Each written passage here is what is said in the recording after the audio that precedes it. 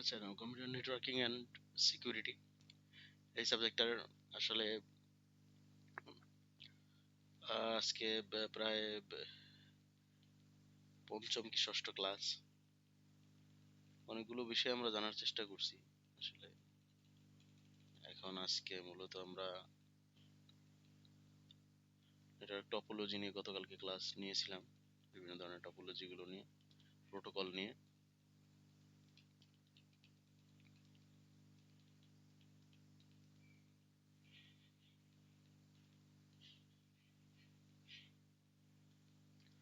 তো আজকে হচ্ছে গিয়ে ওএসএ মডেলের বিভিন্ন লেয়ার নিয়ে আলোচনা করেছিলাম।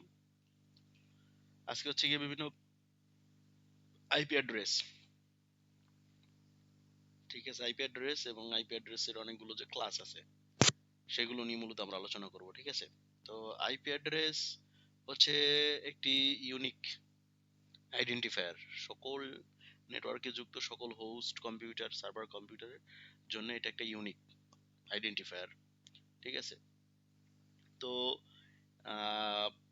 ইউনিক করার জন্য আসলে আহ, অনেকগুলো প্রসেস, অনেকগুলো পদ্ধতি ব্যবহার করা হয়।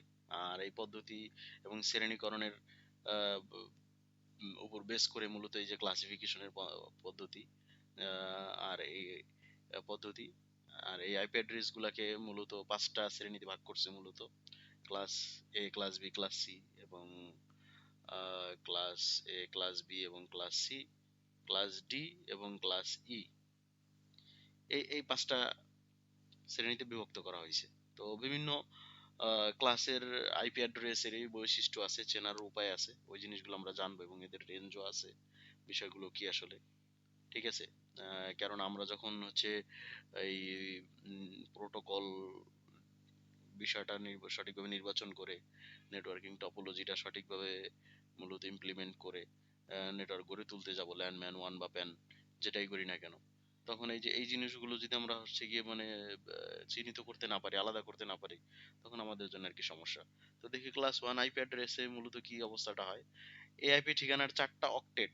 4টা অক্টেট মানে হচ্ছে গিয়ে এই কারণে, কেননা আমরা জানি যে আইপি ভার্সন 4 এর মূলত বিট থাকে 32 বিট, ঠিক আছে। 32 বিটকে 4 দিয়ে ভাগ দিলে হয় গিয়ে 8।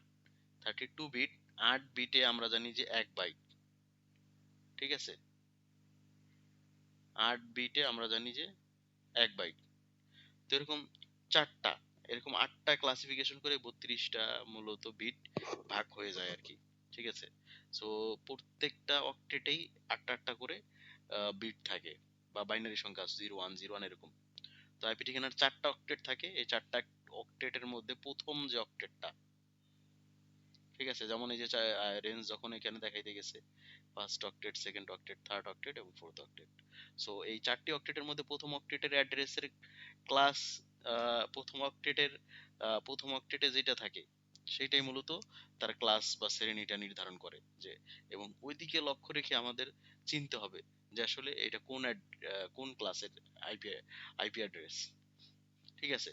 বাকি 3টার দিকে লক্ষ্য রাখা আমাদের প্রয়োজন দরকার নাই, ঠিক আছে। শুধুমাত্র 4টা অক্টেটের মধ্যে প্রথম অক্টেট, আর প্রথম অক্টেটটার সর্ববামের এমএসবি, সর্ববাম দিকে মানে হচ্ছে কি এইদিকে বামের এমএসবি বা মোস্ট সিগনিফিকেন্ট বিট, এমএসবি বা মোস্ট সিগনিফিকেন্ট বিটটা যদি শূন্য হয়, তাহলে এটাকে আমরা নির্ধারণ করব যে এটা ক্লাস এ আইপি অ্যাড্রেস। যদি শূন্য হয়, একেবারে বাম দিকে যদি শূন্য হয়, ঠিক আছে, তখন সেটাকে আমরা বলবো যে এটা ক্লাস এ আইপি আইপি শ্রেণীভুক্ত বা ক্লাস এ আইপি অ্যাড্রেস। আর এই ক্লাস এ আইপি অ্যাড্রেসের প্রথম যে অক্টেট থাকে তার সর্বনিম্ন মানটা থাকে 0 এবং সর্বোচ্চ মানটা হয় 127, ঠিক আছে। আর ক্লাস এ কে যদি আইপি রেঞ্জ আমরা ভাগ করি 8টা ভাগে, তাহলে এর প্রথম অক্টেট যেটা, এইটাই মূলত হচ্ছে ওই যে যেহেতু নেটওয়ার্ক আইডি প্রকাশ করে, এবং এইটা দিয়ে এই প্রথম অক্টেটটা দেখেই বোঝা যায় এটা কোন শ্রেণীর আইপি অ্যাড্রেস। তো এটা নেটওয়ার্ক। আর বাকি যে 3টা অক্টেট থাকে সেই 3টা অক্টেট হচ্ছে হোস্টের জন্য বরাদ্দ, এতটুকু বুঝি। এরপর আবার ক্লাস বি এর আইপি অ্যাড্রেস। এই ক্লাস বি এর আইপি অ্যাড্রেসটার সর্ববামের দিকে যে আইপি অ্যাড্রেসটা থাকে, ঠিক আছে, সেটার হচ্ছে গিয়ে 1 এবং 0, 1 এবং 0, এটা হয়। অর্থাৎ দেখবো, এরপরে যদি আমরা দেখি একটা আইপি অ্যাড্রেস লিখলাম, যেমন 1 0 0 0 0 এভাবে লিখলাম, কিন্তু এই বাম দিকের এই নির্দিষ্ট করে বাম দিকে এই দুইটা ডিজিট যদি থাকে 10, তখনই আমরা ধরে নিব, বুঝে নিব যে এটা আসলে ক্লাস বি এর আইপি অ্যাড্রেস। এবং ক্লাস বি এর আইপি অ্যাড্রেসের যে রেঞ্জ হয়, এই রেঞ্জের মূলত হচ্ছে গিয়ে প্রথম দুইটা অক্টেট হয় নেটওয়ার্ক আইডি, প্রথম দুইটা অক্টেট হয় নির্ধারিত হয় নেটওয়ার্ক আইডির জন্য, এবং বাকি থার্ড অক্টেট এবং ফোর্থ অক্টেট হয় গিয়ে হোস্টের জন্য। এবং এদের মূলত হচ্ছে গিয়ে যে রেঞ্জ থাকে 128 থেকে 191, এবং জিরো জিরো থেকে মূলত 25 এর পরে, মানে যেটা হয় ক্যারেক্টার বা হচ্ছে গিয়ে মূলত বিটের যে ধারণ ক্ষমতা, ঠিক আছে, এই অক্টেটে সেটা প্রকাশ করে এটা আর কি। ঠিক আছে। এরপর আসি class C IP address. Class C তে আইপি অ্যাড্রেস হয় কি, এক এক এর পরে শূন্য, এখানে একটা এক কম দেওয়া হয়েছে, ঠিক আছে, 1 1 এবং 1 1 0, এরকম ক্লাস সি আইপি অ্যাড্রেসে এরকমটা থাকে। ঠিক আছে। তখন এটাকে বলা হবে, এখানে একটু ভুল দেওয়া হয়েছে, এটা ঠিক করা হয়নি, ক্লাস সি আইপি আইপি শ্রেণীভুক্ত হবে। অর্থাৎ যখন 1 1 0 এই তিনটা থাকবে, এরকম থাকবে বাম দিকে এমএসবি, তখন সেটাকে আমরা ধরবো গিয়ে ক্লাস সি আইপি অ্যাড্রেস। এর মধ্যে হচ্ছে গিয়ে ফার্স্ট অক্টেট, সেকেন্ড অক্টেট এবং থার্ড অক্টেট, এই তিনটা হয় গিয়ে ক্লাস সি এর আইপি অ্যাড্রেসের মূলত নেটওয়ার্ক আইডি। ঠিক আছে। আর বাকি ফোর্থ অক্টেট হয় গিয়ে হোস্ট আইডি। এরপরে ক্লাস ডি আইপি অ্যাড্রেসটা কি, এটারও আসলে সর্ববামে হইতেছে গিয়ে তিনটা ওয়ান থাকে। আর মূলত এ আর বি এবং সি এগুলি হচ্ছে গিয়ে বাণিজ্যিক, আমি গতকালকে বলছিলাম যে বাণিজ্যিক যে পিসি গুলা, এইগুলিতে বরাদ্দকৃত আইপি অ্যাড্রেস, এবং সবচাইতে বহুল ব্যবহৃত আসলে এর মধ্যে। আর ক্লাস ডি আইপি অ্যাড্রেস এর মূলত শুরুর দিকের এমএসবি গুলো থাকে গিয়ে তিনটা ওয়ান এবং জিরো। ঠিক আছে। এরপরে হচ্ছে গিয়ে এই ক্লাস ডি আইপি অ্যাড্রেসটা মূলত মাল্টিকাস্ট গ্রুপের জন্য রিজার্ভ করা। আর মাল্টিকাস্ট অপারেশনের জন্য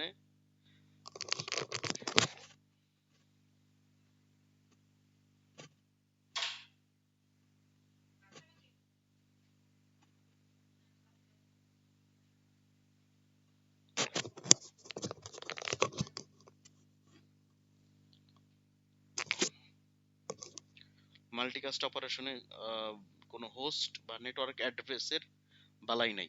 অর্থাৎ এখানে নেটওয়ার্ক অ্যাড্রেসের বা হোস্ট বা নেটওয়ার্ক অ্যাড্রেসের দরকার পড়ে না যেরকম তেমন একটা। ঠিক আছে। যেহেতু এটা হচ্ছে গিয়ে মাল্টিকাস্ট গ্রুপ। ঠিক আছে। এটা বুঝাই যায় না আসলে হচ্ছে গিয়ে এটার কোন ডিভাইসের কোন মূলত আইপি অ্যাড্রেস। আর এই ক্লাস ডি এর আইপি অ্যাড্রেস গুলো মূলত ভিডিও কনফারেন্সিং এর মতো যে অ্যাপ্লিকেশন গুলো আছে, ভিডিও কনফারেন্সিং এর মতো অ্যাপ্লিকেশন গুলোতে এই আইপি অ্যাড্রেসটা ব্যবহার করা হয়। এরপরে হচ্ছে class E IP address. Class E IP অ্যাড্রেসের প্রথম অক্টেটের প্রথম চারটাই থাকে গিয়ে কি এক। ঠিক আছে। এবং এই ক্লাস এর অ্যাড্রেসের শুরুটা হয় গিয়ে এই যে 240 0.0.0 থেকে এবং শেষ হয় গিয়ে এই যে এরকম 255.255.255.254। এখানে অনেক কোশ্চেনই আপনি এলোমেলো করে মিলাতে পারবেন না, শুধুমাত্র কিছু তথ্য মাথায় নিয়ে নিতে হইবে।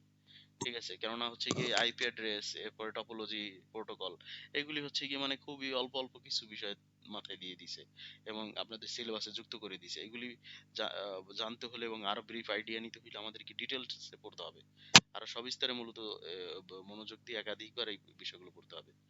আর বলে রাখি যে আসলে ক্লাস ই যে আইপি অ্যাড্রেস গুলো, এই ক্লাস ই এর আইপি অ্যাড্রেস গুলো মূলত ভবিষ্যতে ব্যবহারের জন্য সংরক্ষণ করা হয়েছে।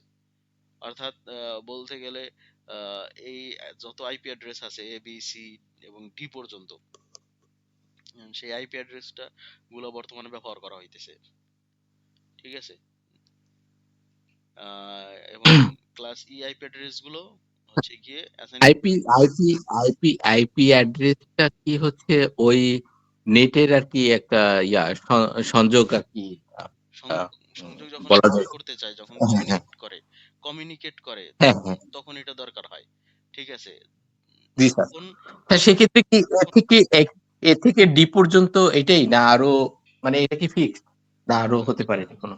এ থেকে ই আমি তো পর্যন্ত, আইপি অ্যাড্রেস এ থেকে ই পর্যন্ত এই শ্রেণীকরণে ভাগ করছে। আচ্ছা, শ্রেণীকরণ কখন করি আমরা? আমরা কি এটা কি ও শ্রেণীকরণ শৃঙ্খলা করছে। ও আচ্ছা, আচ্ছা, আচ্ছা, বুঝতে শ্রেণীকরণ পারছি। কখন করি আমরা? আমরা ব্যবস্থাপনার সুবিধার্থে আমরা শ্রেণীকরণ কখন করি? ব্যবস্থাপনার সুবিধার্থে না, এবং যাতে মূলত জিনিসটা আরো গুছানো হয়। আর এই আইপি অ্যাড্রেস গুলো হচ্ছে মূলত একটা কমিউনিকেশনের ক্ষেত্রে আপনি যদি ইউনিক না হন। আচ্ছা, মোবাইল নাম্বারগুলি কেন ইউনিক হয়? ওইগুলোর কিন্তু প্রত্যেককে দেখেন নাই যে 013 এটা হচ্ছে বাংলা, এটা হচ্ছে গিয়ে গ্রামীণ হ্যাঁ, হ্যাঁ, হ্যাঁ। 014, ঠিক আছে? গ্রাফিক। এই যে জি, জি। এরপরে 017, ঠিক আছে? এর পরবর্তীতে প্রত্যেকের নাম্বারের সাথে কিন্তু প্রত্যেকের নাম্বারের কারোটার সাথে কারো কোনো মিল নাই। হ্যাঁ, এরা কিন্তু ইউনিক। সো আইপি অ্যাড্রেস গুলো হ্যাঁ, এরকম হ্যাঁ। কাজ করে, এবং এই ইউনিক আইপি অ্যাড্রেস হুড়হাড় করে তো একটা নির্দিষ্ট নিয়ম অনুযায়ী যদি না মূলত অ্যাসাইন করা হয় বা না ইন্ডিভিজুয়াল, করা হয়, ইন্ডিভিজুয়াল আলাদা, আলাদা, আলাদা। ইন্ডিভিজুয়াল করার হ্যাঁ, হ্যাঁ, জন্যই হ্যাঁ, হ্যাঁ। এক এক এক এক ক্লাসের এক এক আইপি আনা হয়েছে। এখন ধরতে গেলে প্রায় এ বি সি প্রায় পূর্ণ হয়ে গেছে, হইতেছে। তখন ভবিষ্যতে যখন আরো অনেক অনেক ডিভাইস, কেননা নিত্য নতুন যত ডিভাইস আবিষ্কার হইতে, মানে হচ্ছে আবিষ্কার বলতে হচ্ছে গিয়ে তৈরি হইতেছে, তাদেরকে কি ইউনিক ভাবে, বা যত নেটওয়ার্ক ডিভাইস তৈরি হইতেছে তাদের আলাদা আলাদা করে আইডেন্টিফাই করার জন্য এক একটা আইপি অ্যাড্রেস ওইখানে ই করে দিতে হইতেছে না? তো এই কারণেই মূলত আইপি অ্যাড্রেসিং সিস্টেম, যাতে একটা নেটওয়ার্কের সঙ্গে স্যার আমরা আমরা আমরা জানি যে আমি স্যার একটা আইডেন্টিফাই করা কোশ্চেন যায়। করি। হ্যাঁ, হ্যাঁ স্যার, IPv4 আমরা জানি যে 32 বিট, 32, তাই না? 32। IPv6 হ্যাঁ, হ্যাঁ, এটা মনে হয় 128 বিট না? হ্যাঁ, এটা actually 1 to 8 বিট। আচ্ছা, আচ্ছা। স্যার এই যে IPv4, IPv6, এটার আলোচনা সামনে আসতেছে। স্যার আইপি, ও আচ্ছা, আচ্ছা। ঠিক আছে, এই সামনে আসতেছে। এরপর আসি গিয়ে এই যে আইপি অ্যাড্রেস গুলো করা হইলো, ওই আইপি অ্যাড্রেস গুলো বড় বড় নেটওয়ার্কে বিভিন্ন ডিভাইসের। এখন বড় বড় নেটওয়ার্ক গুলোকে যখন আমি আরো ছোট ছোট নেটওয়ার্কে ভাগ করব, ঠিক আছে? যেমন একটা উদাহরণে যদি বলা যায়, আপনার দাদা দাদা 3 ছেলে রেখে গেছে। ওই যে বইতে যেরকম উদাহরণটা দেয়া আছে, 3 ছেলে রেখে গেছে। এখন দাদার থেকে 3 ছেলে একটা জমি ভাগ করে দিবে, ঠিক আছে? তখন ওই জমিটার হইতেছে গিয়ে জমির, মালিকানা অধিক। হ্যাঁ, হ্যাঁ, মালিকানার খতিয়ান হইতেছে 21। এখন বাকি 21 নাম্বার খতিয়ান থেকে দাদার ছিল 21 নাম্বার খতিয়ান। এখন দাদার থেকে তৈরি হবে আরো 3 সন্তানের 21 হ্যাঁ, অবলিক 1, 21/2, 21/3, তাই না? এভাবে না? এরপর আবার রোড হ্যাঁ, নাম্বার দেখেন। হ্যাঁ, তেসাতে। রোড নাম্বার আমরা কি করি? বি ব্লক, ঠিক আছে? এর পরবর্তীতে হচ্ছে গিয়ে সেক্টর দেই। এভাবে দিয়ে দিয়ে মূলত আমরা কি কারণে কেন করি? যাতে ওই পুরো বিশাল একটা অংশকে খুব সহজে এবং ভালোভাবে ম্যানেজ করা যায়। ডিবেট, হ্যাঁ, ডিবেট করা যায়। ডিভাইড করা হ্যাঁ, যায় হ্যাঁ, এবং এটা চিহ্নিত করা পরবর্তীতে যায় যে, এবং হ্যাঁ, শনাক্ত করা যায়। শনাক্ত এবং দ্রুততম সময়ে সেটা করা যায়। ঠিক আছে? সো এই হ্যাঁ, কারণেই হ্যাঁ, হ্যাঁ, এরকম হ্যাঁ। বড় একটা নেটওয়ার্কে যখন ছোট ছোট ভাগ করে ফেলাবো আমরা, সেই ভাগ করার যে পদ্ধতি বা প্রক্রিয়া সেটা হচ্ছে সাবনেটিং। মানে কিছু কিছু কনসেপ্ট মাথায় নিয়ে নেন এখন। এটা পূর্ণ প্রসেসটা পূর্ণরূপে আপনার একটা সেন্স তৈরি করবে না। ঠিক আছে? কেননা অনেক তথ্যই মাঝখান থেকে দেয়া। কিন্তু তারপরে বুঝবেন আশা করি। এই স্যার, যে হ্যাঁ, আইপি অ্যাড্রেসটা তো ওই কোম্পানি ইচ্ছা করলে যেকোনো সময় পরিবর্তনও করতে পারে আইপি অ্যাড্রেসের যে নেমটা। আ উম না, একটা পরিবর্তন করতে পারে, কিন্তু কথা হচ্ছে গিয়ে একটা ডিভাইসের জন্য আমরা সেইটা। যেমন রিনেম করি, ওরা কি ওইভাবে চেঞ্জ করতে পারে না অ্যাড্রেস? না হ্যাঁ, ওইটা কি আহ, পারে তো, অবশ্যই পারে।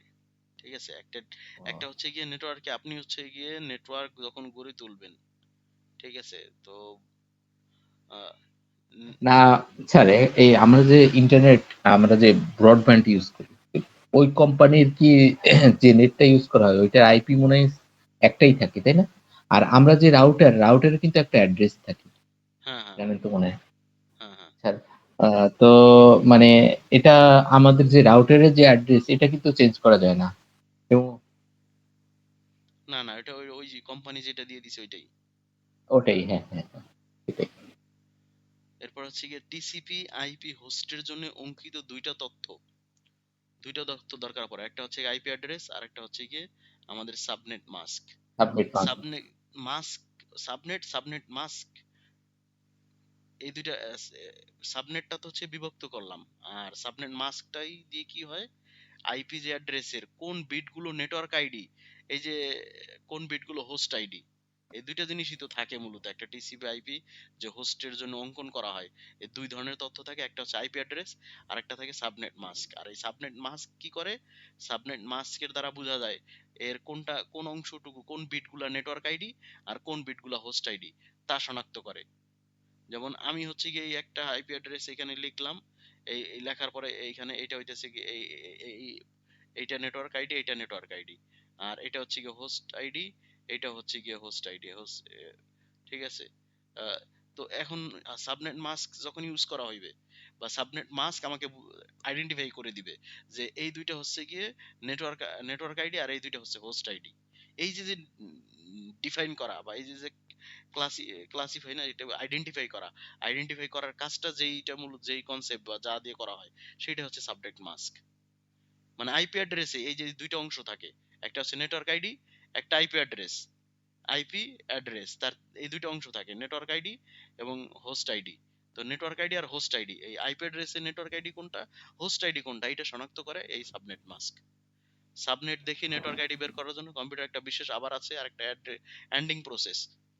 এটা একটু জেনে নেন। সাবনেট দেখে নেটওয়ার্ক আইডি যখন আমরা বের করি, কম্পিউটার একটা বের করতে যাই, তখন কম্পিউটার একটা বিশেষ পদ্ধতি ব্যবহার করে। কম্পিউটার একটা বিশেষ পদ্ধতি ব্যবহার করে যাকে বলা হয় অ্যান্ডিং প্রসেস, যাকে বলা হয় অ্যান্ডিং প্রসেস। ঠিক আছে, এরপরে যাই হচ্ছে, এরপরে কোথায় গেল অনেক পরে, এরপর আসি কি সাবনেটটা কেন প্রয়োজন আসলে। কম নেটওয়ার্ক ট্রাফিক, কম নেটওয়ার্ক ট্রাফিক। আচ্ছা এখন যখন মূলত হচ্ছে কি একটা ডাটা এক স্থান থেকে আরেক স্থানে যাবে সাবনেট দিয়ে, ওই যে যে একটা বৃহত্তর একটা নেটওয়ার্ক, ওই নেটওয়ার্কটাকে অনেকগুলো ভাগে ভাগ করে ফেলাইছি। ঠিক আছে, যখন একটা নেটওয়ার্ক একটা ডাটা একটা একটা অংশে যাবে, তখন সে পুরো নেটওয়ার্ক জুড়ে না যেয়ে সাবনেটের বিভিন্ন অংশে গিয়ে যাবে। ঠিক আছে, এই সাবনেটের এক একটা অংশে আসবে, এরপরে এই একটা অংশে আসবে। তো তখন কি হবে, প্রত্যেকের জন্য প্রত্যেকে কোন সাবনেটে গেছে তখন তার রুট কিন্তু ভাগ হয়ে গেল। ঠিক আছে, এই ডাটা এই সাবনেটের অংশে চলে গেছে, এইখান দিয়ে চলে গেছে, সে পুরোটা জুড়ে নেয় নাই। এতে কি হইলো, কম নেটওয়ার্ক ট্রাফিকটা হইতেছে, নেটওয়ার্কে ট্রাফিকের চাপটা কম পড়তেছে, যে যেই সাবনেটে যেই সাবনেট দিয়ে মূলত ডাটা ট্রান্সমিট হওয়ার কথা সেইখান দিয়েই হইতেছে, এবং এতে কি হইতেছে, ম্যানেজও করা যাইতেছে সহজে। এবং সাবনেট গুলো তৈরি করার ফলে কি হইলো, নেটওয়ার্কে পুরো বিস্তৃত ভাবে মেসেজ ছড়ায় ছিটায় না থাকার জন্য, এলোমেলো না হওয়াতে, এক একটা সেগমেন্ট হওয়ার দরুন কি হইলো, এতে নেটওয়ার্কের পারফরমেন্সও বৃদ্ধি পাইলো। কেননা পুরোটা জুড়ে সে কোনো ধরনের কোনো তৈরি করে না, ঠিক আছে, কোনো ঝামেলা পাকায় না, সে সরাসরি দ্রুততম সময় ডেটা আদান প্রদানও হয়ে যায় আসলে। আর ম্যানেজমেন্টটাও সহজ হয় এই কারণে, দেখা গেছে কোনো প্রবলেম হলো, নেটওয়ার্ক অ্যাডমিনিস্ট্রেটর দেখলো যে কোন আমার নেটওয়ার্কের কোন সাবনেটে গিয়ে প্রবলেমটা, কোথায় গিয়ে ডাটা মূলত ল্যাগিং হইতেছে, ওখানে কি ধরনের ইস্যু হইছে, ম্যানেজটাও সহজ হয়ে যায় যদি সাবনেটটা থাকে। আলাদা আলাদা করে পুরো হোল প্রসেসের দিকে তার নজরদারি করতে হয় না। ঠিক আছে, এরপর নেটওয়ার্কের বিস্তৃত করার সুবিধা। সাবনেটিংটা থাকলে কি হয়, একটা নেটওয়ার্কের সেগমেন্ট থাকাতে এটাকে এক্সপেন্ড করতে সুবিধা হয়, এটাকে বাড়াইতে কমাইতে নেটওয়ার্ক অ্যাডমিনিস্ট্রেটর তার প্রয়োজন অনুসারে এটা পারে, এবং এটা খুব পরিমাণ সহজ সুবিধা দেয়। আর এই কারণে সাবনেটটা খুবই জরুরি, প্রয়োজন, এবং এর সুবিধাই এই চারটা: কম নেটওয়ার্ক ট্রাফিক, উন্নত নেটওয়ার্ক পারফরমেন্স, সহজ ম্যানেজমেন্ট, এবং নেটওয়ার্ককে বিস্তৃত করার সুবিধা। এই যে এখন আসে IPv4 IPv6, এই তথ্যগুলো মূলত হচ্ছে কি আমাদের এই চ্যাপ্টারে আছে। ঠিক আছে, এই দুইটা টপিক দিয়েই মূলত আজকের ক্লাস শেষ করব। ঠিক আছে, IPv4 IPv6। ইন্টারনেট বা আইপির যে প্রোটোকল, সেই প্রোটোকলের একটা ভার্সন হচ্ছে কি IP4 IPv4। এর মধ্যে এর মধ্যে এর কাজ কি, এটা কি করে, বিভিন্ন নেটওয়ার্কে ডাটা কমিউনিকেশনের ডাটা আদান প্রদানের জন্য একটা প্রোটোকল, মানে কি এক সেট অফ রুলস। আর প্রোটোকলটা কি ছিল, আমরা গতকালকে জানছি প্রোটোকল সুইট। প্রোটোকলটা হচ্ছে কি ওই যে এক সেট অফ রুলস। ঠিক আছে, সেট অফ রুলস বা কিছু নির্দেশনা, যোগাযোগ যে হবে এক স্থান থেকে আরেক স্থানে যাবে, সেই যাওয়ার জন্য কিন্তু একটা নিয়ম কানুন আছে, সেই নিয়ম কানুনের সমষ্টি হচ্ছে প্রোটোকল। তো ডাটা কমিউনিকেশন প্রোটোকলে যখন হয় তখন এই IPv4টা ব্যবহার হয় বহুত, এবং ভি দ্বারা বুঝাইতেছে এর আইপির ওই ওই ভি ভার্সনটা বুঝাইতেছে। হ্যাঁ, এরপরে হচ্ছে গিয়ে ওই যে ভি এর পরে ইন্টারনেট সিক্সটা, প্রোটোকল ভার্সন 4 আর কি, এটা বোঝাচ্ছে। Protocol version 4। তো ওই প্রোটোকল ভার্সন 4 এর পরে 6 আসছে, 6টা ওইটা থেকে আরেকটু উন্নতর সংস্করণ আর কি, এবং আরেকটু বাড়তি যুক্ত, এবং সেটার আরেকটু মানে আর কি। সো আইপি ভার্সন 4 বলতে গেলে আমরা এটা কানেকশন বিহীন বা কানেকশন লেস প্রোটোকল, যা নেটওয়ার্কের প্যাকেট সুইচ লেয়ারে ব্যবহার করতে হয়। এই তথ্যগুলো জাস্ট একটু জানতে হবে। সো নেটওয়ার্কের প্যাকেট সুইচ লেয়ারে ব্যবহৃত হয় এই IPv4। নেটওয়ার্কের প্যাকেট সুইচ লেয়ার। একটা নেটওয়ার্ক ডিভাইস থেকে অন্য নেটওয়ার্ক ডিভাইসে যখন IPv4 লজিক্যাল সংযোগের ব্যবস্থা করে, আর IPv4 কে ম্যানুয়াল অটোমেটিক সকল প্রকার ডিভাইসের সাথে বিভিন্ন ভাবে কনফিগার করতে পারি আমরা। আর IPv4টা হচ্ছে গিয়ে বেস ডিফল্ট মডেলের বেস, ঠিক আছে। আর অ্যারপানেট প্রথম তো হচ্ছে আরপানেট, যেটা আর কি ওই যে আমেরিকান মিলিটারিরা যেই মূলত প্রোটোকলটা ব্যবহার করছিল তাদের মধ্যে কমিউনিকেট করার জন্য, যে শুরুর দিকে যখন 1969 সালে, তাই না, 1969 সালে প্রথম ইন্টারনেটের একটা হয় না, এবং ওই সময় কি হ্যাঁ স্যার, আমেরিকান মার্কিন 1969 সালে হ্যাঁ হ্যাঁ হ্যাঁ প্রথম ইন্টারনেট চালু হয় আর কি হ্যাঁ, হ্যাঁ, যুক্তরাষ্ট্রে। হ্যাঁ, হ্যাঁ, যুক্তরাষ্ট্রে ওই যে মার্কিন গোয়েন্দা সংস্থার যে প্রতিরক্ষা দপ্তরের যে এরা, ঠিক আছে। এবং প্রথম চিন্তা করলো তারা যুদ্ধ অবস্থায় সৈনিকদের অবস্থান চিহ্নিত করা, ঠিক আছে, সৈনিকদের সাথে যোগাযোগ করার জন্য এরকম একটা গড়ে তুললো আরপানেট প্রোটোকল ব্যবহার করে। সো ওই আরপানেট প্রোটোকল এবং ওই সিস্টেমটাকেই যখন আরেকটু মডিফাই করলো, আরেকটু এক্সটেন্ড করলো, আরেকটু ডেভেলপ করলো, সেইটাই নাম হলো IPv4 আর কি। ঠিক আছে, এইটাই। সো IPv4 সম্পর্কে আমাদের এতটুকু একটু ধারণা, এতটুকুই আমরা আপাতত জানি। এরপর আরো এক্সটেন্ডে জানবো, আরো ডিটেলসে জানবো আমরা আশা করি। তো এরপরে আছে IPv4, ওইটা কি, ওইটার একটা উন্নত সংস্করণ। IPv4 এ আমরা ওই যে 32 বিট ব্যবহার করে প্রায় এতটা ইউনিক অ্যাড্রেস পাই, এই যে 42, প্রায় যে এখানে যেটা আছে গিয়ে 2 এর উপরে 32 পাওয়ার, ঠিক আছে, প্রায় স্যার এখানে বিট 42 বিট কাউন্ট বিট। করলো কেন আমরা বিট, আমরা গণনার ক্ষেত্রে বিট হিসাব করলো কেন? কোনটা? এখানে যে IPv4 হচ্ছে 32 বিট ব্যবহার করে যা, 32 বিট এখানে বলতে বাইট বাইট বলতে বিট বিট ব্যবহার করছে কি, এটা হচ্ছে গিয়ে বিটটা দিয়ে মূলত হয়, ঠিক আছে। আইপি গুলোর এইগুলোর বিট দিয়েই বলে আর কি, ঠিক আছে।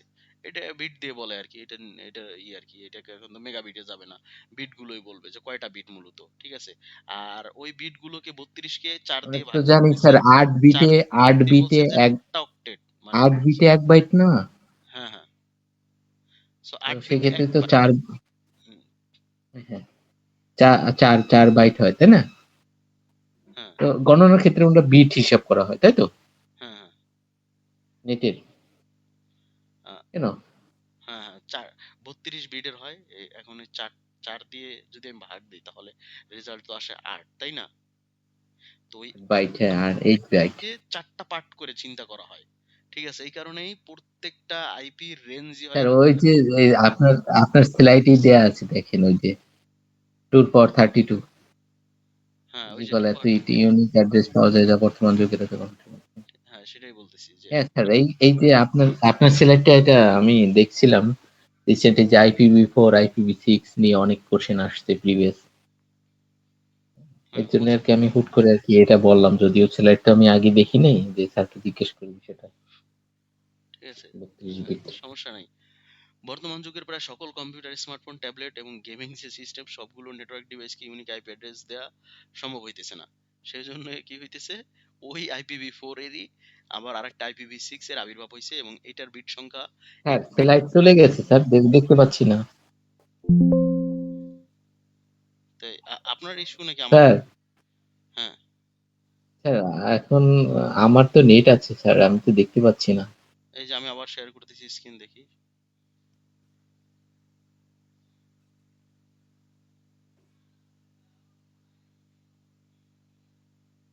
এখন দেখা যায়?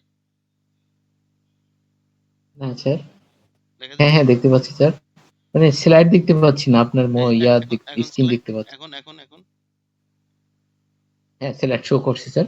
হ্যাঁ, এখন স্যার আপনি কি ল্যাপটপ নিয়ে পড়ছেন না? হ্যাঁ, ল্যাপটপ। আহ, কি আবার আসলো? ল্যাপটপ নিয়েই বসছি। আব্দুল হাইদ স্যার, কি অবস্থা আব্দুল হাইদ স্যার? মাত্র জয়েন করলো। সমস্যা নেই। স্যার আসসালামু আলাইকুম। ওয়ালাইকুম স্যার আসসালাম। আজকেও মিসিং হয়ে গেছে, অনেক লেট হয়ে গেছে। ওই একটা জায়গায় গেছিলাম, ভুলে গেছিলাম। আচ্ছা, সমস্যা নাই। এই সমস্যা নাই, ঠিক আছে। এখনই ক্লাস শেষ করব, প্রায় শেষ স্লাইডে আছি আমরা, ঠিক আছে, সমস্যা নেই।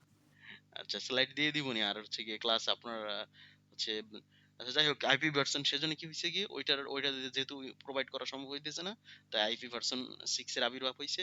এবং এটার বিট সংখ্যা হচ্ছে 128, এবং যা দিয়ে প্রায় এই যে 3.4 ইনটু ইনটু 10 পাওয়ার 36 এই সংখ্যক গুণ করলে যে মানটা আসে অতগুলো ইউনিক অ্যাড্রেস আমরা পাই আর কি। পাওয়া গেলে এবং অতগুলো ডিভাইসকেই এবং অতগুলো সিস্টেমকেই আমরা চাইলে দিতে পারবো আর কি। ঠিক আছে? সো আইপি ভার্সন 6 এর অ্যাড্রেসিং সিস্টেমের ফরম্যাটটা আসলে কি? হেক্সাডেসিমাল ডিজিট ব্যবহার হয়, যেটা অন্য কোনোটা ব্যবহার হয় নাই। ঠিক আছে? এতে সিকে 0 থেকে 9, তারপরে ABCDEF এই পর্যন্ত ব্যবহার হয়। আর এক IPv4 পর্যন্ত এতে এক পর্যন্ত, হ্যাঁ। 4B ব্লক থাকবে যারা হেক্সাডেসিমাল দিয়েও গঠন হবে। আর প্রত্যেকটা গ্রুপকে আমরা কোলন দিয়ে আলাদা করব। মানে গ্রুপ যে থাকে ওই যে বিট প্রত্যেকটার স্যার যে আমরা এই যে হেক্সাডেসিমেলের যে ইয়াগুলো আছে না, ABCD যে লেটার গুলো, এগুলো ক্যাপিটাল লেটার লিখতে ভালো হয় না? কোনগুলো? না, এখানে ক্যাপিটালে ছিল না, স্মলে ছিল। ওটা ক্যাপিটালে ক্যাপিটাল মূলত লেটার এই প্রকাশ করে করে। লেখা হ্যাঁ, হয় সাধারণত। হ্যাঁ, এই যে ক্যাপিটালে উল্লেখ করে, হ্যাঁ। আর এই প্রত্যেকটা হ্যাঁ গ্রুপ, স্যার, এই যে 4টা ব্লক F15, থাকে, হ্যাঁ হ্যাঁ, 4B ব্লক থাকে হেক্সাডেসিমাল দিয়ে। সেটাকে মূলত আমরা প্রিফার। কি করব? কোলন দিয়ে মূলত আলাদা করব। আর হেক্সাডেসিমালের ডিজিট গুলাকে আমরা হচ্ছে গিয়ে কেস সেনসিটিভ হবে না, এই যে বলছে যে দেখছেন, হেক্সাডেসিমাল ডিজিট গুলো কেস সেনসিটিভ হবে না। বড় ছোট যেটাই দেন একই বুঝাবে, ঠিক আছে? আর যদি দুই বা ততোধিক গ্রুপের সকল ডিজিট শূন্য হয়, গ্রুপের সকল ডিজিট শূন্য, তখন আমরা কি ডাবল কোলন দিব। ঠিক আছে? এবং শূন্যগুলোকে তখন আর বাদ দিতে পারবো। আর কোন গ্রুপের শুরুর দিকে শূন্যগুলো বাদ দেওয়া যাবে। কোন গ্রুপের শুরুর দিকে শূন্যগুলো আমরা চাইলে অমিট করতে পারবো। এই হচ্ছে যে অ্যাড্রেসিং এর ফরম্যাটের আরো ডিটেলস এর রুলস এবং অন্যান্য বিষয়গুলো জানবেন। আর আগামী দিন আমরা মৌলিক নিরাপত্তার বেসিক অফ সিকিউরিটি এই সাইবার জগৎ নিয়ে আরেকটু আলোচনা করি, যেহেতু আসছে এই মৌলিক নিরাপত্তা বা basics of security, computer networking. Sir আপনার এই স্ল্যাবটা আমি একটা জিনিস বুঝতে পারিনি স্যার, তাহলে কেটে দিলেন স্যার। না, না, এই যে এটা, হ্যাঁ, বলেন। স্যার এখানে এই যে দেখেন, ফার্স্ট ফার্স্ট যে লাইনটা আছে, ওই হুম, যে হুম। IPv4 32 বিট ব্যবহার করে যা দি প্রায় 2 for 32 ইজ ইকুয়াল এত ইউনিক অ্যাড্রেস পাওয়া যায়, মানে এটা দ্বারা কি, মানে আমরা জানি যে 2 for 32 করলে এই সংখ্যাটা আছে। 3.4 3.4 ইন্টু 10 টু দি পাওয়ার 36। এটা দিয়ে ইন্টু দিলে প্রথম যে একটা ভ্যালু আসে, অনেক বড় একটা, এই যে এটার মতো একটা বড় একটা আসবে, বিলিয়ন মিলিয়ন, ঠিক আছে? তো ততটা ইউনিক অ্যাড্রেস আমরা পাবো আর কি। এখানে এই লাইনটুখানে এই কথাটুকু মিসিং গেছে, যা দিয়ে প্রায় এতটা ইউনিক অ্যাড্রেস পাওয়া যাবে। বুঝতে পারছেন? বিজন স্যার, হ্যালো, হ্যালো। জি স্যার। ওই যে এই লাইনটার কথা বলছেন না, বিজন স্যার? স্যার হ্যাঁ হ্যাঁ, কোন স্যার, লাইনটার কথা শুনতে পাচ্ছি স্যার।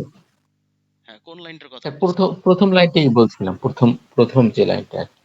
এইটা? এখানে টু ধরা হলো, টু টু টু তো বেস, তাই না? হ্যাঁ, জি স্যার, হ্যাঁ, হ্যাঁ, ট্রু বেস। টু বেস না, হ্যাঁ, হ্যাঁ, বেস মানে বলতে এই মানে আমরা জানি যে এখানে আছে, কাউন্ট করলে দেখা যায় যে কত কত কোটি, হ্যাঁ, হচ্ছে এখানে চার কিন্তু হাজার অনেকগুলো চার হাজার দুশো বিলিয়ন। চুরানব্বই 4,294 লাখ নাকি হুম, হুম। লাখ, হ্যাঁ। বিলিয়ন, এটা বিলিয়নে মানে কাউন্ট এখানে করে, হ্যাঁ, বলা অনেক অনেক অনেক বলা যায় হ্যাঁ হ্যাঁ বড় একটা ভ্যালু। হ্যাঁ হ্যাঁ, এতগুলো সংখ্যক ইউনিক অ্যাড্রেস আপনি পাবেন আর কি, সেটাই। ওগুলো অ্যাড্রেস আর কি পাওয়া যাবে টোটাল। হ্যাঁ, হ্যাঁ, বুঝতে পারছি স্যার। অতটুকু ওই অ্যাড্রেস পাবেন। আইপিভি4 32 তে আর কি, মানে আমরা এই এই 32 লিমিট বিট এই ব্যবহার করব। লিমিটে, এর থেকে বেশি হলে তো আরো বেশি হবে স্যার। হ্যাঁ, IPv6 এর ক্ষেত্রে তো আরো বেশি হবে। বুঝতে পারছি। IPv6 আরো বেশি হবে। এই যে IPv6 এ যেটা হবে সেটা 128 বিটের, এবং সেইটার মান এবং সেই সংখ্যাটা বের করতে হলে 3.4 ইন্টু 10 টু দি পাওয়ার 36, এই যে এটা দিয়ে এটাই করতে হবে আর কি, তাইলে পাবেন। একটা মান আসবে, এখানে বের করে দেওয়া উচিত ছিল। ঠিক আছে, এইটাই।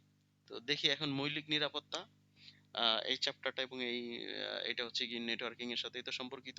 দেখা গেছে নেটওয়ার্কিং আমরা তৈরি করলাম, ক্রিয়েট করলাম, কিন্তু এখন ডাটা যে আদান প্রদান হবে সেখানে কিন্তু নিরাপত্তা মেজার্স খুবই গুরুত্বপূর্ণ।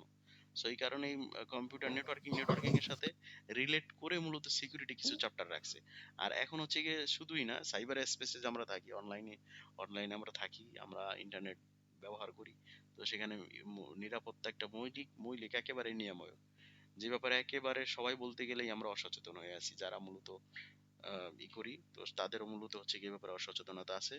কিন্তু এই চ্যাপ্টারে কিছু কিছু বেসিক কিছু কনসেপ্ট আমাদেরকে দিছে, যে নিরাপত্তা এবং নিরাপত্তার সাথে সম্পর্কিত কিছু কিছু ধারণা, একেবারে কিছু ধারণা এবং কিছু কিছু নিরাপত্তার কৌশল, যেই কৌশলগুলো মূলত আমাদের সিস্টেম বা নেটওয়ার্কের বিভিন্ন ডিভাইসগুলো অনুসরণ করে, ঠিক আছে, সেগুলো এই চ্যাপ্টারটা আমরা ইনক্লুড করছে আর কি। তো এখানে কিছু কিছু কমন টার্মিনোলজিস এবং সেই জিনিসগুলো কি আমরা জানবো। সাইবার জগৎটা কি আসলে?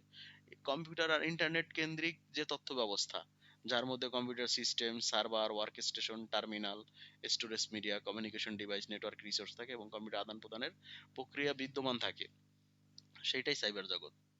তো সাইবার স্পেস, সাইবার স্পেস, ঠিক আছে। আর এরপর আসি সাইবার অপরাধ, আরেকটা tram, cyber space, cyber tram, cyber crime. তো সাইবার ক্রাইম কি? Cyber crime. কম্পিউটার, এখানে আরো অনেক ভালো ভালো সংজ্ঞা যুক্ত করা যেত, জাস্ট আমি আপনাদের বই সংজ্ঞাগুলোই নর্মালি নিয়ে আসছি আসলে। বাট সেন্সটা যেন তৈরি হয় আপনাদের, এবং আসলে ছোট আকারে প্রশ্ন আসলে যেন নিজ ভাষায় দিতে পারেন, ঠিক আছে। একেবারে কমন বা জেনারেল ল্যাঙ্গুয়েজ যদি বলি, যেই সকল অপরাধ গুলো মূলত সাইবার স্পেসে বা অনলাইনে সংগঠিত হয়, বা অনলাইন বা সাইবার অনলাইন ভিত্তিক জগৎকে আর কি, ব্যবহার করে, অনলাইন সাইবার ভিত্তিক যে। জগৎকে কেন্দ্র হ্যাঁ, করে, হ্যাঁ। বা সাইবার জগতে বসে সংগঠন করা সম্ভব হয়, বা সাইবার জগতের বিভিন্ন টুলস ব্যবহার করে মূলত করা হয়, সেইগুলোই সাইবার অপরাধ হিসেবে পরিগণিত হয়ে থাকে বা হবে। কিন্তু আমাদের এখানে যেটা বলছে, যে সংজ্ঞাটা আপনাদের বইতে সংযোগ করছে, সেটা হচ্ছে কম্পিউটার সিস্টেম বা নেটওয়ার্ক ব্যবহার করে ওই সাইবার সাইবার স্পেসে কোনো স্যার, ব্যক্তিকে তার কাছ থেকে বিরত রাখা, স্যার, কোনো কাজে বাধ্য করা, স্যার, কোনো জনগোষ্ঠীকে স্যার ভীতিগ্রস্ত শুনতে পাচ্ছেন? করা। হ্যাঁ স্যার, বিজন স্যার। স্যার বলছিলাম যে সাইবার ক্রাইমটা কি তখনই হবে শুধু কোনো কিছুকে অ্যাটাক করার ক্ষেত্রে, না আমরা যদি কোনো দুর্নীতি করি বা হচ্ছে আমরা হ্যাঁ, কোনো সেটাও প্রক্রিয়া স্যার একটা অবলম্বন বিষয়। করি? সেই জিনিসগুলোর এই যে এক্সটেন্ডেড যে ব্যাপারগুলো, আপনি জাস্ট এখন একটা ডেফিনিশন নিতেছেন, এটার কিন্তু এক্সাম্পল এই যে সামনে আছে, ঠিক আছে। এক্সাম্পল ব্যাপারগুলো আছে, যে দেখছেন এই যে কোনগুলো কোনগুলো সাইবার আক্রমণের মধ্যে পরিগণিত হইবে, ঠিক আছে। এই যে জি এখানে স্যার, আছে জি স্যার, সাইবার অনেক ক্রাইম, অনেক ধরনের আছে, সেটাই বলছিলাম। হ্যাঁ, তো এই হ্যাঁ, হ্যাঁ স্যার। জিনিসগুলো আছে আর কি, ঠিক আছে, আসবে সামনে। তো এটাই তো, সেখানে মানে কোনো কাউকে আমি বিরত রাখবো, কাউকে বাধ্য করব, ঠিক আছে, কোনো জনগোষ্ঠীর দিকে আমি ভীতি প্রদর্শন করব, কোনো সিস্টেমের ক্ষতি করে আসব, কোনো কম্পিউটার সংক্রামক বা দূষক বা ভাইরাস প্রবেশ করায় ক্ষতি করব, জালিয়াতি করব, প্রতারণা করব, এই সবগুলোই সাইবার অপরাধের মধ্যে পরিগণিত হইবে। এটা গেল। এরপর আসছি সাইবার নিরাপত্তা, সাইবার সিকিউরিটি বা CS, cyber security specialist commonly বলা সাইবার হয়, সিকিউরিটি। ঠিক আছে। তো এটা কি, এবার এখন হচ্ছে এই সাইবার সাইবার জগতে সাইবার অপরাধ থেকে বাঁচার জন্য যে নিরাপত্তা উদ্যোগগুলো আমরা নেই, ঠিক আছে, ঠিক আছে, সেইটাই হচ্ছে গিয়ে সাইবার নিরাপত্তা। আর এর মধ্যে আছে কিছু কিছু সচেতনতা, কিছু কিছু উপায়, যার মাধ্যমে ব্যক্তিগত তথ্য, কম্পিউটার এবং বিভিন্ন ধরনের ডিজিটাল ডিভাইস এবং কম্পিউটার সিস্টেমকে হ্যাকিং বা বা ডিফারেন্ট টাইপস অফ অ্যাটাকস থেকে আমরা মূলত সেফ রাখি আর কি। এটা হচ্ছে গিয়ে সাইবার নিরাপত্তা। স্যার এটা তো পার্সোনালি পারি না তো স্যার। পারি, এখন পারি না কে বলছে? আপনার নরমালি আপনার না, সিস্টেম আমি মূলত, আমি একটা সিকিউরিটি দিলাম, সেটা তো অলরেডি সেটা খোলার ক্ষমতা বা দেখার ক্ষমতা অলরেডি কারো না কারো আছে। হ্যাঁ আছে, কারো না কারো আছে, এই কারণে বলে যে শতভাগ সাইবার বুলিং, হ্যাঁ। শতভাগ নিরাপদ না। এখানে একটা কথাই যে এখানে বলছে দেখবেন, সাইবার হুমকির হ্যাঁ এখানে স্যার। কটু কিছুকে বলা যায় না যে আমি শতভাগ ঝুঁকি মুক্ত, ঠিক আছে, সাইবার ঝুঁকির এখানে এসে, ঠিক আছে। যে কোনো সিস্টেমকে বলা যায় না শতভাগ নিরাপদ, ঠিক আছে। তো এইটাই, কিন্তু আমাদের কিন্তু কৌশল ঠিকই অবলম্বন করে যাইতে হইবে, যাতে সর্বোচ্চ পরিমাণ, তাই না? আমাদের তো কৌশলে ঘাটতি রাখা যাবে না। এরপর আসি সাইবার থ্রেট, সাইবার হুমকি, এই টার্মটা নিয়ে। সাইবার হুমকিটা কি? সাইবার হুমকিটা কি? একটা খারাপ কাজ, এটা খুবই খারাপ কাজ, যেটা হচ্ছে ডাটা চুরি বা ক্ষতি করতে বা ডিজিটাল নেটওয়ার্ক বা সিস্টেমকে মূলত নষ্ট করতে চায়। আর অনৈতিকভাবে একটা সিস্টেমের সংবেদনশীল ডাটাকে যখন আমরা অ্যাক্সেস পাওয়ার জন্য, ঠিক আছে, সফল সাই সফল সাইবার আক্রমণ আক্রমণ করব, তখন সেটা এক ধরনের সাইবার হুমকি আসবে, বা সাইবার থ্রেট যেটাকে আমরা বলবো, ঠিক আছে। শুধুমাত্র যে আমি বলে দিলাম যে দেখে নিব, ওইটাই হুমকি না, ঠিক আছে। যেমন হচ্ছে গিয়ে হুমকির ধরন হইতে পারে ইচ্ছাকৃত, অনিচ্ছাকৃত, প্রাকৃতিক। ইচ্ছাকৃত কি?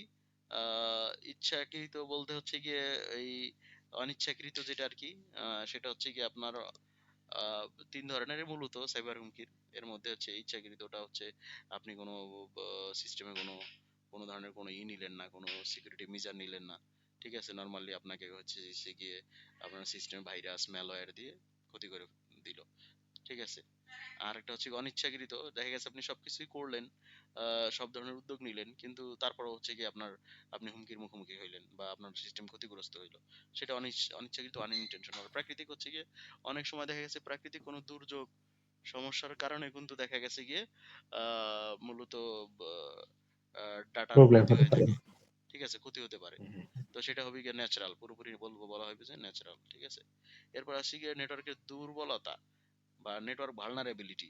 এই নেটওয়ার্ক দুর্বলতার ব্যাপারটা আসলে কি হয়, নকশা বা নিরাপত্তা পদ্ধতি বা অভ্যন্তরীণ যে নিয়ন্ত্রণ, সেগুলির যে কোনো ধরনের ত্রুটিটাকেই মূলত বুঝাইবে, ঠিক আছে।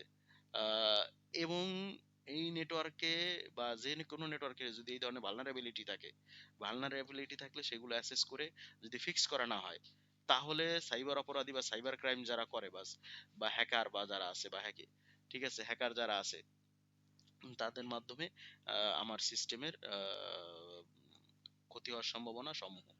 বলা যায় যে প্রথমেই আমি হচ্ছে কারো যদি কোনো ক্ষতি করতে চাই, তাহলে আমি তার দুর্বলতাগুলো আগে, তাদের দুর্বলতাগুলো আগে মূলত তালিকা করব, ঠিক আছে।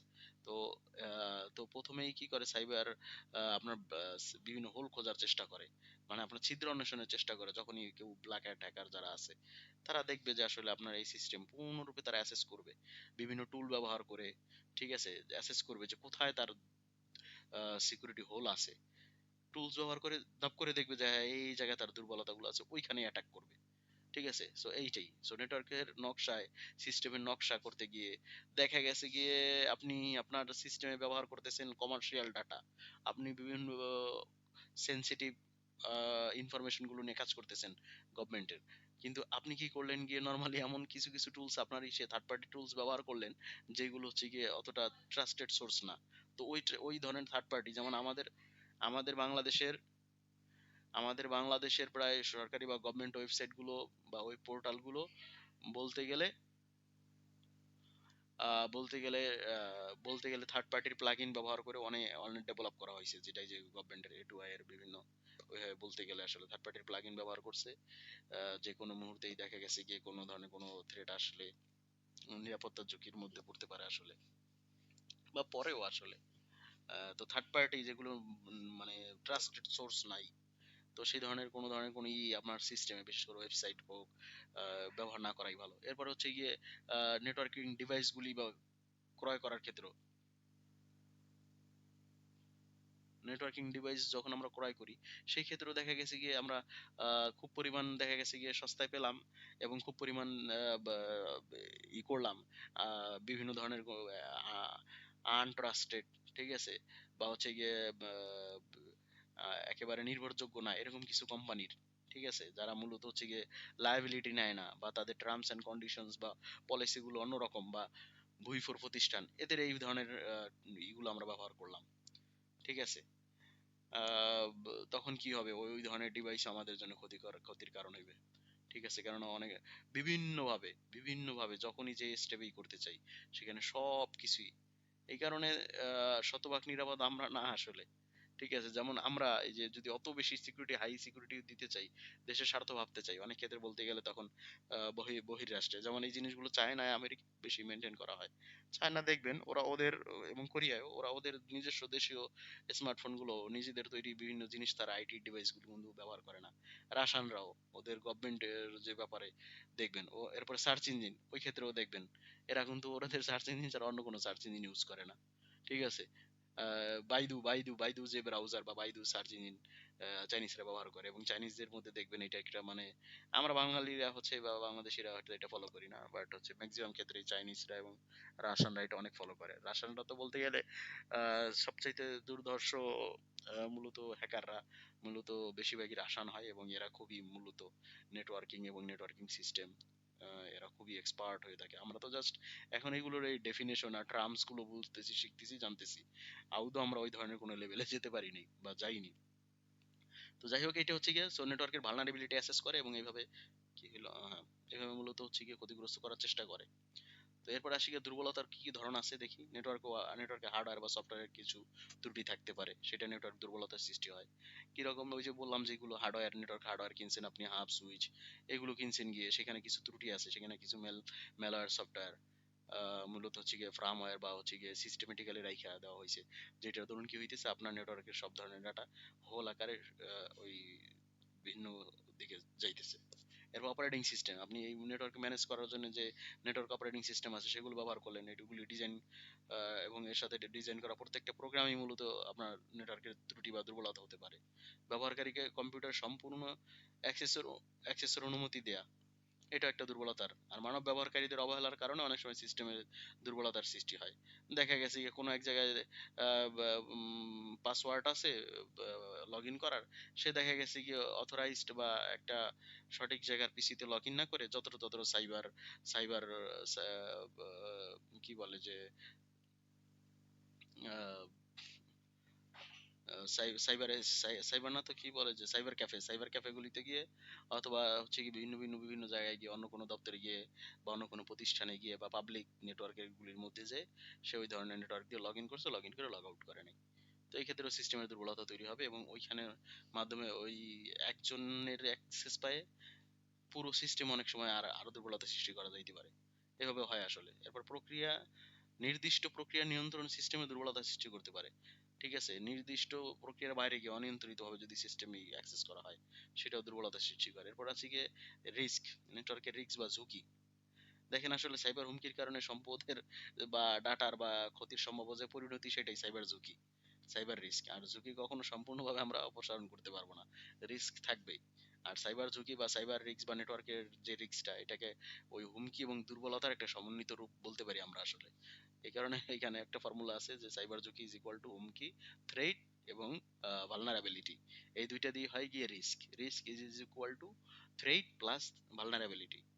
এইগুলো এখন আছে গিয়ে ঝুঁকির কি ধরনের, বাহ্যিক ধরন আর অভ্যন্তরীণ ধরন, এই দুইটা ধরন আছে মূলত।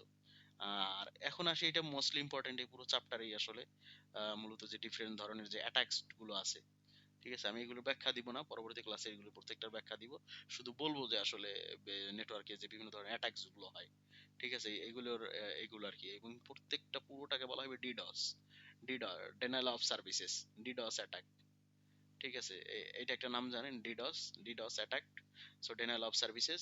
তো নেটওয়ার্কে এই ধরনের আক্রমণগুলি বেশি হয়, এই টাইপের আক্রমণগুলি বেশি করে হ্যাকাররা। তো সাইবার জগতের সবচেয়ে বড় হুমকি ধরা হয় কি বিভিন্ন ধরনের ম্যালওয়্যারকে। ম্যালওয়্যার, আমরা তো ভাইরাসের নামটা শুনছি কিন্তু ম্যালওয়্যার বলিনি। ওই ভাইরাসও ম্যালওয়্যার এক ধরনের ম্যালওয়্যার। মানে ম্যালেইসিয়াস সফটওয়্যার সংক্ষিপ্ত রূপ, ম্যালেইসিয়াস সফটওয়্যার এর সংক্ষিপ্ত রূপ ম্যালওয়্যার। ম্যালেইসিয়াস সফটওয়্যার, ম্যালওয়্যার অর্থাৎ ক্ষতিকারক প্রোগ্রাম।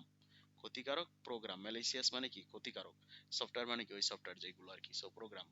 সো এটা এক ধরনের ক্ষতিকারক প্রোগ্রাম বা যে কোনো এক ধরনের ক্ষতিকারক প্রোগ্রামগুলোকে ম্যালওয়্যার বলি আমরা। আর এই ম্যালওয়্যার গুলি হচ্ছে বিভিন্ন ধরনের হতে পারে। সব ধরনের ম্যালওয়্যারই কি করে, সাইবার নিরাপত্তার জন্য হুমকি হয়ে দাঁড়ায়।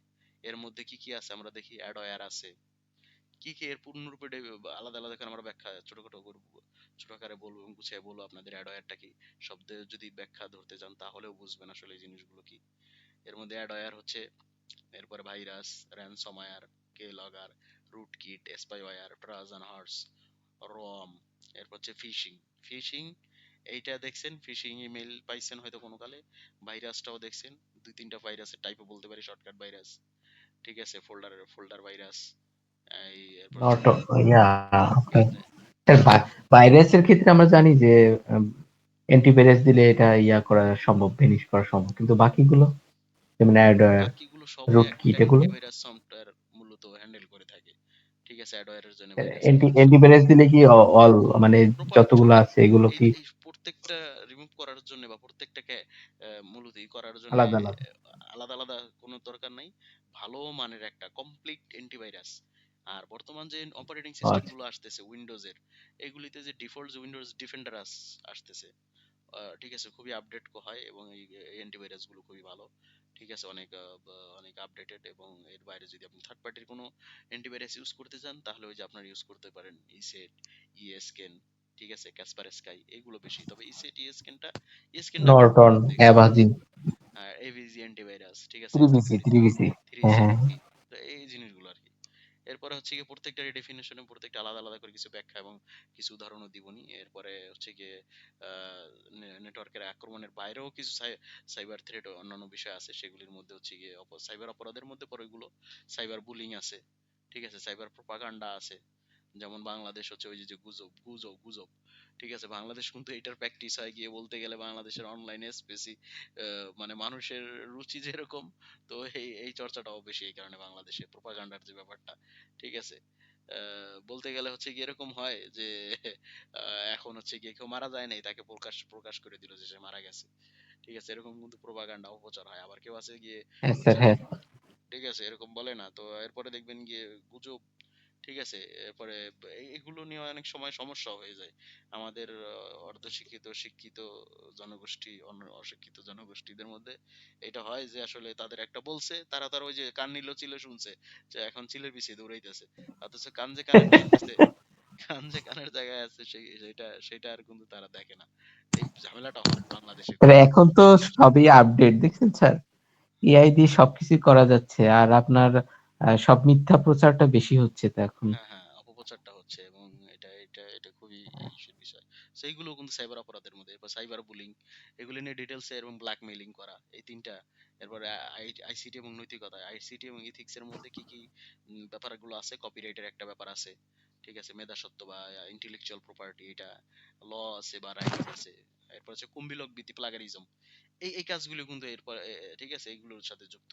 সিমেট্রিক সাইফার, এগুলো নিয়ে আমি বলবো এই যে কৌশল, আমরা যে এই যে নিরাপত্তা উদ্যোগগুলো নিব, যে কৌশলগুলো ব্যবহার করে বিভিন্ন সফটওয়্যার, এইগুলো ব্যবহার করে, সেই জিনিসগুলো এবং এই কৌশলগুলো কিভাবে ব্যবহার করে এবং এই সিস্টেমটা কিভাবে কাজ করে, এই ধরনের বিষয়গুলো আমরা জানবো আগামী ক্লাসে। এরপরে সাবস্টিটিউশন, ট্রান্সপোজিশন, এই ব্যবহার, ব্লক সাইফার, ডাটা এনক্রিপশনের যে স্ট্যান্ডার্ডটা আছে এগুলো জানবো। পাবলিককে পাবলিক কি ক্রিপ্টোগ্রাফি, এটাও জানবো। পাবলিক কি ক্রিপ্টোগ্রাফির যে main RSA algorithm, network security, firewalls, IP security, ঠিক আছে, ওয়েব সিকিউরিটি, এই জিনিসগুলো জানবো। এরপরে সপ্তাহে চলে যাবো। So, আগামীকাল আজকের ক্লাসটা এই পর্যন্তই থাকুক স্যারেরা, ঠিক আছে। আগামী ক্লাস কালকে নিব ইনশাল্লাহ। আপনারা কিন্তু কালকে ক্লাসে যুক্ত হবেন আশা করি সবাই।